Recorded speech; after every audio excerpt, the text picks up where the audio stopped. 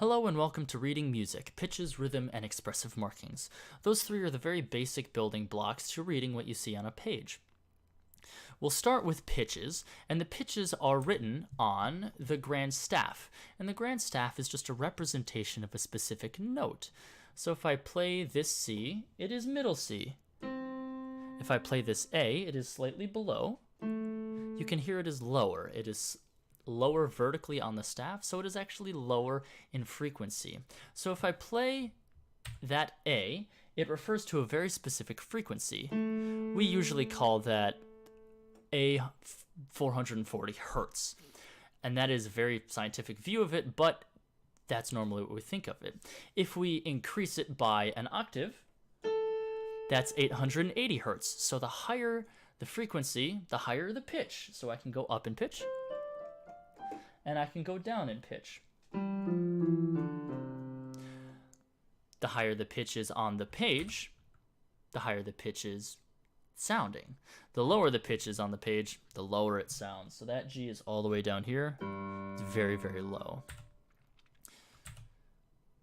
You can also modify these pitches by a half step. You can also increase it by a whole step using a double sharp or a double flat, but those are rather rare and you won't see them very often. The most common that you will see is the sharp and the flat. The sharp will take a pitch, let's take C, and raise it by a half step. If we take a flat, we'll take B, and then we flat it. It lowers it by one half step. So you can hear the very subtle difference that those do create, and it's important to know what that looks like on a piece of paper. The next most basic building block of music is rhythm. So if pitch refers to a frequency, then rhythm refers to the exact duration of the note. So we usually refer to beats in a measure. There's usually 4 if it's in a 4/4 measure. There's 3 if it's in 3/4, so on and so forth. The meter or the time signature will specify which it is. We can take a whole note, which is here at the top. That usually gets about 4 beats. And that whole note is equal to 2 half notes, each of them getting 2 beats. And those 2 half notes are equal to 2 quarter notes. So if you take the 4 quarter notes, then you get a whole note. And then you can go further into eighth notes, which you get 2 eighth notes for each quarter note. So that means you get 8 eighth notes for a whole note. You can even further go deeper to 16th notes, 30 seconds, 64th, 128ths. It goes on and on and on until you get an incredibly small duration of music, and usually people only use those for runs. But in vocal music, we would use those smaller durations like 8th and 16th notes. We can also write rhythm a little bit differently using a dotted rhythm. So if I have, let's say, a whole note, that is 4 beats, and I have a half note, which is 2 beats, I'm really looking to get 3 beats. So what I can do is I can take a half note and put a dot next to it, and that dot adds exactly half of the original value of the note. So if I have a half note and I add the dot, it adds half of the half note, which is a quarter note. So it gives me 3 beats. Can be a little confusing. So if I take a quarter note and I add a dot, it's a quarter note and I add half of that duration, which is an eighth note. So I get 1.5 beats. And I can keep going, and it does the exact same thing. You can do 2 dots, which is this whole equation here, plus the half of the second value. So it's really a quarter of the original value. So if you take this, you get the original value plus half of the original value, which is a quarter note, and then a quarter of the original value, which is an eighth note. So this, all in all, would be 3.5 beats. And again, you can go even further and further and further with that. Those 2, pitches and rhythm, are very, very fundamental for you to read music. You need to know the duration of what you're singing and which pitch you're singing. The next part is to add artistry. Expressive markings, we'll start with dynamics, refers to the specific amplitude of the pitch.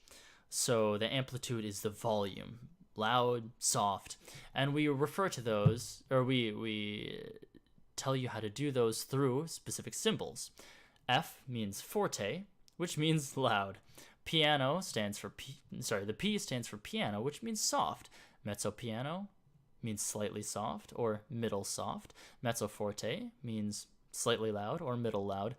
And then sforzando, suddenly loud. And then we also use these things called crescendos and diminuendos, sometimes also referred to as decrescendos.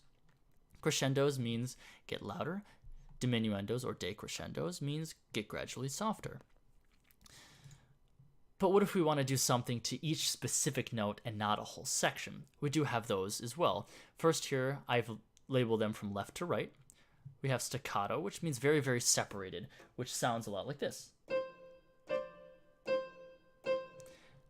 Staccatissimos, which is very, very short, very separated, very distinct, and rather loud at times. There's a slight difference, but important at times. There's a martellato, which really actually refers more to stringed instruments, which is a little bit more of a press and a bounce off of your note. There's an accent, which if we were to do an accent in the middle of a phrase, there's just a little bit more of a push on it. And a tenuto is similar to an accent, but a little bit less of a pop out of nowhere. So what I want you to do is I would like you to take your worksheet that has this musical example on it, label each of the specific elements that we have talked about. You'll notice that the first measure here, we'll go through the first measure. There is F, which stands for forte, which means very loud. We have the treble clef here. This is a quarter note. That's a staccato. We have an eighth note here with a sharp on it. So you would be able to read this music rather well.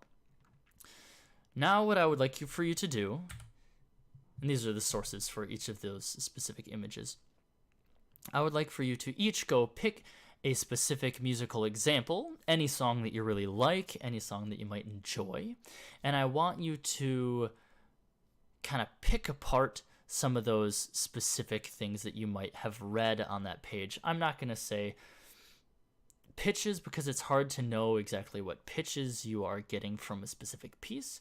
However, I would like for you to refer to rhythm. So you might hear a dotted rhythm or very short pointed notes, which might be 16th or 32nd notes. And then I also want you to refer to dynamics and articulations. Maybe you hear some staccato things, maybe you hear some martellato things, or you hear an accent out of nowhere. I want you to point out those very, very specific points in the music and submit it as a video to me through email. All right, thank you so much, and I will see you on our next meeting.